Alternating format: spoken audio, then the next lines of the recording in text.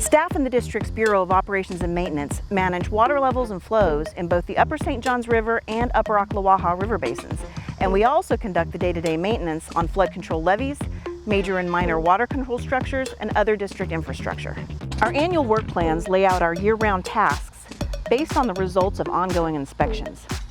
We prioritize the necessary repairs and renovations so that we can ensure properly functioning infrastructure on over 700,000 acres of land that the district manages.